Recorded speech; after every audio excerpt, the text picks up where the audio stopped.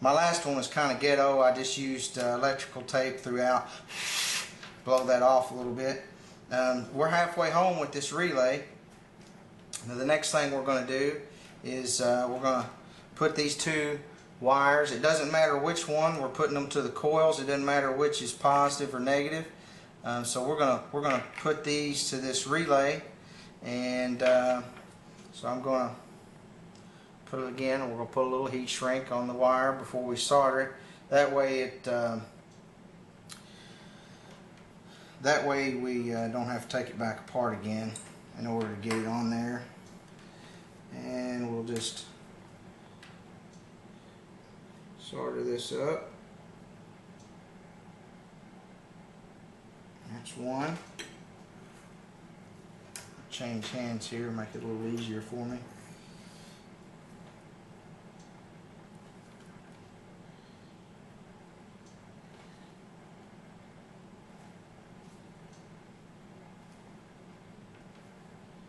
And my heat shrink's in the way there.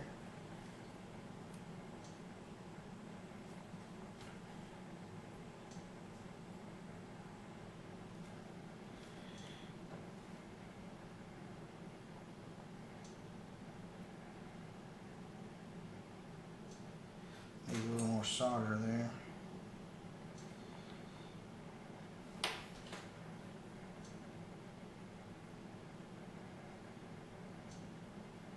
Okay, that's done.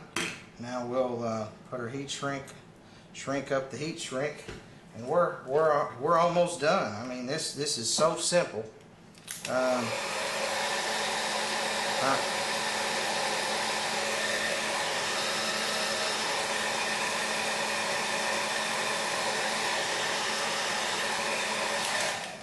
Overheat that dude there.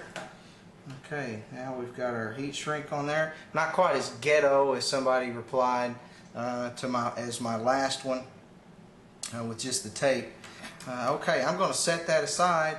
We're done with that, and all we've got is two more solder joints to make. And I'm going to test it over here. You can't see me doing that, but I'm going to test it over here.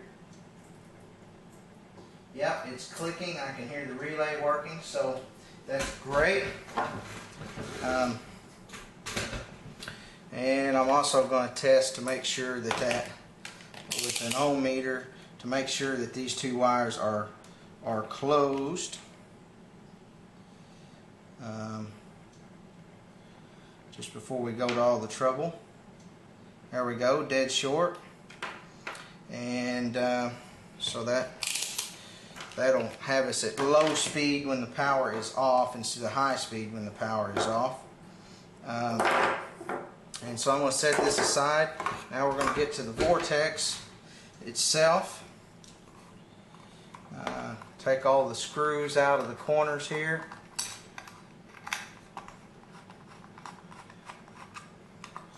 First thing we're going to do is remove the pump from the driver, and just 4 screws. This is very easy.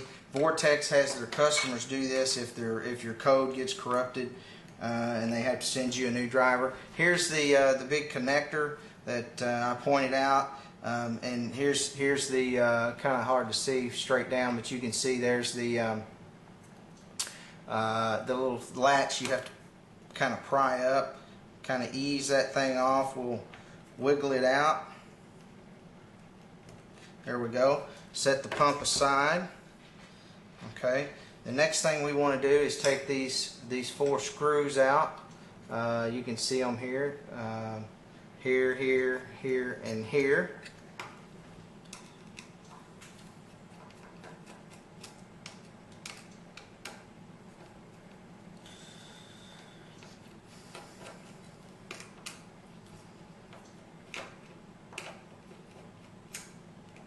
When you put these screws back in, and all the screws, you want to make sure you get them lined up right and you don't strip out your case. You do want to keep this. This is a nice driver. It's a nice pump. I really like it. I like the flow pattern, and you want to make sure that you don't strip them out and ruin your driver.